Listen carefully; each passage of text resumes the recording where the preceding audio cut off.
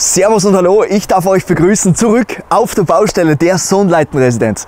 Ich bin der Markus von Castle Media und wir haben euch seit dem 13. Mai mitgenommen hier auf den Prozess Hausbau. Und hinter mir seht ihr nicht mehr diese 1000 Kubikmeter ausgehobene Masse, sondern mittlerweile den Rohbau mit dem fast komplett fertiggestellten Dach. Nächste Woche sollen schon die Spengler kommen, das heißt, da kommt dann tatsächlich die Dachdeckung drauf und jetzt kann ich euch ein paar Dinge schon auf der Baustelle zeigen. Aber ich würde sagen, dafür gehen wir nochmal hoch.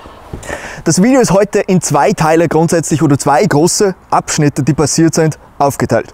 Der erste: der Dachboden ist mittlerweile begehbar. Das heißt, ihr bekommt jetzt mal einen Einblick, wie das da oben so ausschaut. Wird nur Lagerfläche, aber verändert natürlich auch wieder die Optik der Räume. Und das zweite, ihr könnt es ja hinter mir schon sehen, die Sonnleitenresidenz kommt langsam aus dem Herbstnebel raus. Der kommt mittlerweile weg vom Tal und da hinten seht ihr schon das Bergmassiv, das durchleuchtet und ihr könnt das Dach sehen. Und das zeigen wir euch jetzt mit einer kurzen Montage, würde ich sagen.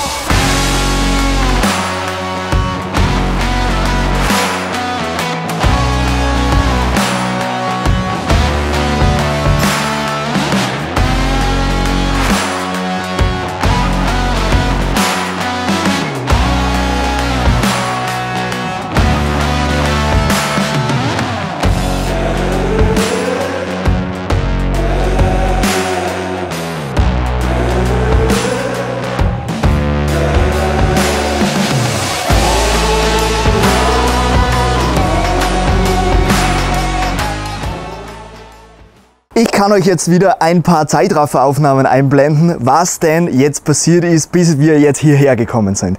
Ihr habt es gesehen, grundsätzlich nachdem die Pfetten und auch die Span positioniert worden sind, ist schon die erste Schalung drauf gekommen. An den Ecken jeweils, wo es übersteht, mit Lärchenholz, in der Mitte alles mit Fichte.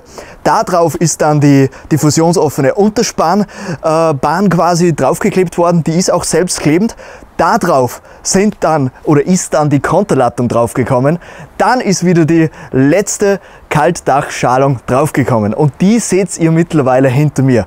Da drauf kommt jetzt auch direkt das Dach. Bedeutet, bei uns in dem Fall wird es ein Präverdach, kleinformatig. Das wird dann hier diese gesamte Front decken. Es werden ein paar Auslässe noch gemacht für Entlüftungen vom Badezimmer, von der Toilette, aber auch natürlich vom Waschraum, der jeweils in der Wohnung drinnen ist. Und das ist eigentlich die einzige Unterbrechung, die das Dach dann per se hat. Ihr seht natürlich auch den Eingang hier der Sonnleitenresidenz, den Haupteingang. Auch natürlich alles fertig mit der Schalung abgeschlossen. Und das ist der jetzige Stand der Dinge, zumindest von dieser Seite. Ihr habt es mit der Drohne gesehen, auch vorne bei der Wiederkehr ist das Gleiche passiert. Die Wiederkehr hat nicht so eine Steigung wie das Hauptdach. Das heißt, da kann man auch richtig tolle Aufnahmen machen. Man kann da auch sogar hochgehen, weil ja alles gut gesichert ist. Wir schauen natürlich, dass nichts passiert. Aber ich würde sagen, wir gehen jetzt direkt mal rein, dann könnt ihr euch mal einen Blick von der Wiederkehr machen, wie sie jetzt von innen ausschaut und wie der Wohn-Essbereich generell ausschaut. Wir gehen rein beim Haupteingang. Darüber wird nächste Woche nochmal was draufkommen, nämlich der Windladen. Der wird extra noch ausgeschnitten, Design habe ich noch nicht ausgesucht. Schauen wir dann nächste Woche. Wird auf jeden Fall sehr, sehr fein werden. Wir gehen rein, hier beim Haupteingang, hoch in die oberste Wohnung der Sonnleitenresidenz. Hier beim Wohnungseingang rein. Wir gehen direkt durch, da reden wir gleich drüber, rein in den Wohn-Ess-Bereich. Wir haben euch diesmal auch tatsächlich die Aussicht mal wirklich hier frei gemacht. Einfach, dass ihr euch das besser vorstellen könnt. Das ist der jetzige Stand der Dinge. Ihr seht mittlerweile die Schalung überall fertig angebracht. Ihr seht die Struktur, sage ich mal, vom Dach, die es dann auch später tatsächlich sein wird. Aber ist natürlich alles eine Zwischensparrendämmung. Das bedeutet, das wird alles nochmal ausgeblasen, dass auch alles isoliert ist. Dann kommt nochmal eine Lage Bretter drauf. In dem Fall wären das dann die optischen Bretter. Also Altholz in meinem Fall mit optischen Span, die dann nochmal diese Optik vom Sichtdachstuhl erzeugen. Ich gehe jetzt mal beim Abstellraum rein. Da wird natürlich alles noch gemauert, ihr wisst es, da freue ich mich auch noch sehr drauf, weil es die Optik hier drinnen nochmal stark verändern wird. Geht ihr dann hier bis ganz hoch und dementsprechend nochmal ein ganz anderes Raumgefühl, wie es dann auch unten sein wird. Ich kann euch gerne einen Blick einblenden, wie es unten ist, genauso wird es dann auch letzten Endes hier gemacht. Aber mittlerweile könnt ihr euch das vorstellen, was ich das letzte Mal beschrieben habe. Das letzte Mal habe ich das mit den Kopfbändern angesprochen, dass die Rundung hier oben dann einfach zu viel wäre. Und jetzt könnt ihr euch das endlich mal vorstellen, denn ihr seht mittlerweile hier so quasi der Windladen, der natürlich dann nochmal fertig verkleidet wird. Das wird nicht so bleiben. Und ihr seht auch hier die Wiederkehr mit den jeweiligen Span und auch der Schalung dahinter. Das heißt, das ist genau diese Kreuzung, die hier zustande kommt. Dann kommt hier nochmal das Geländer her und deswegen kommt hier kein Kopfband her, weil es einfach ziemlich viel ist. Und ich finde, es schaut schon wirklich sehr cool aus. Schreibt es gerne unten in die Kommentare. Es ist im Vergleich zu unten ein großer Unterschied, denn die Säulen sind hier natürlich alle aus Holz gefertigt. Anders als wie zum Beispiel unten, denn unten sind sie als Eisensäulen, verzinkte Eisensäulen, die dann wiederum später verkleidet werden. Das ist eigentlich der große Unterschied hier oben, rein strukturell. Ansonsten ist es, wie ihr wisst, ja grundsätzlich gleich. Und ich würde sagen, ich hoffe, du bist auch dabei. Wir gehen jetzt mal hier auf das Gerüst, ein bisschen weiter rüber, dann zeigen wir euch vor Ort mal den Blick, wie das so ausschaut. Und so ist der jetzige Stand der Dinge. Ihr seht hier das Satteldach der Sonnleitenresidenz generell. Das wiederum ist die Wiederkehr, wie vorher angeschnitten, hat ein bisschen hat weniger Steigung als das Hauptdach. Ihr seht hier oben den Kamin, der hier natürlich rauskommt und dahinter noch der Kran, der jetzt vor allem noch für den Dachdecker dann verwendet wird und benutzt wird. Der kommt dann dieses Jahr natürlich auch schon weg. Ich würde sagen, wir schauen mal hier einen Sprung hoch und jetzt stehen wir quasi auf dem First der Wiederkehr. Das Zentrum der Sonnleitenresidenz generell, alles natürlich symmetrisch ausgerichtet hier auf das Geuserer Tal.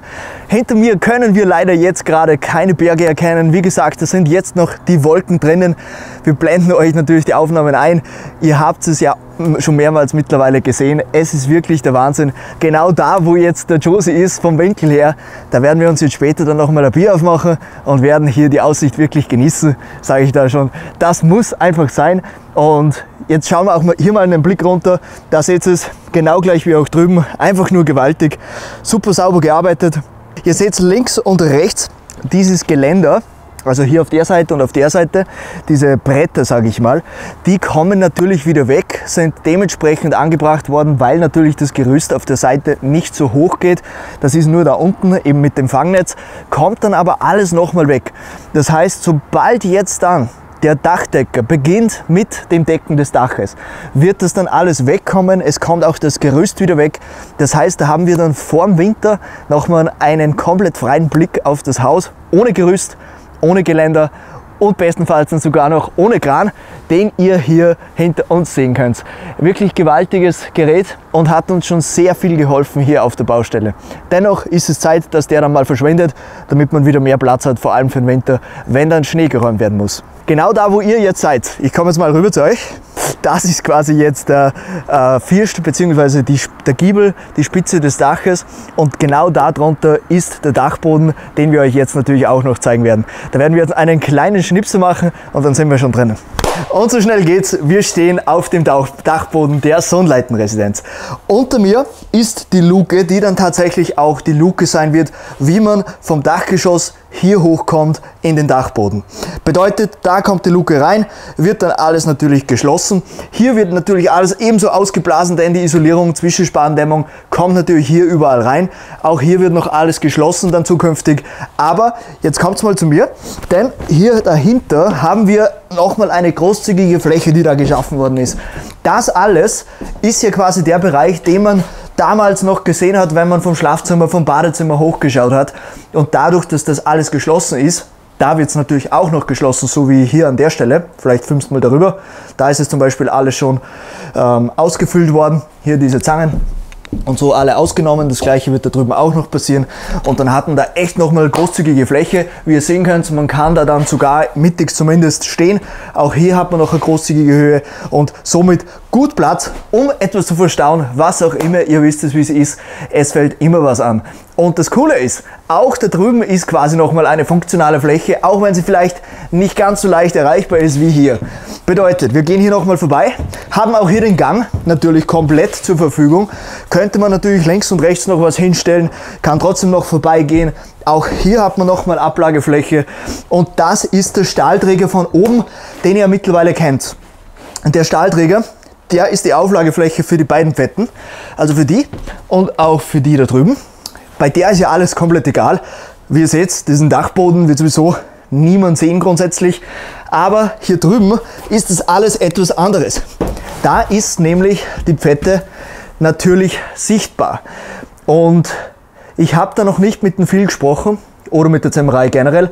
Vielleicht ist es auch nur ein Thema dann für den Tischler, denn genau dieser Stahlträger wird dann mit Altholz quasi verkleidet und wir werden einen quasi künstlichen davon nochmal hier drüben positionieren, vielleicht sogar zwei, denn das da unten ist natürlich alles der Wohnbereich und da wäre es natürlich schön, wenn man da Symmetrie hat. Das heißt am besten 3 Stück insgesamt, 2 davon sind komplett leer, da in dem Fall ummantelt und alles natürlich indirekt beleuchtet. Wäre natürlich wunderbar.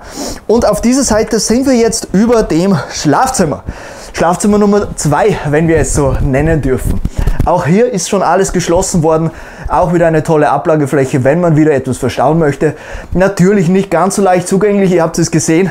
Da ist noch eine Reihe Mauerwerk, da ist noch der Betonkranz, wo auch der Stahlträger drauf liegt und da muss man natürlich drüber gehen. Aber es ist halt hier einfach nochmal Fläche, wo man dann was hinlegt, das man vielleicht wirklich lange nicht mehr braucht. Und wie gesagt, ist eigentlich etwas, wo vor allem ich dann Dinge lagern werde, die einfach saisonal bedingt oder so nicht so oft gebraucht werden. Das ist so grundsätzlich der Stand der Dinge. Ich werde euch jetzt dann kommende Woche auch auf Instagram wieder mitnehmen und zwar speziell, wenn jetzt dann das Dach gedeckt wird. Schaut gern vorbei am Instagram-Kanal, folgen, kostet nichts, würde uns sehr freuen. Lasst auch gerne dem Video einen Daumen nach oben da, wenn es euch gefallen hat. Das war es heute zumindest mal zum Baustellen-Update, was sich getan hat. Wir sehen uns nächste Woche wieder. Bis dahin, macht es gut und Servus.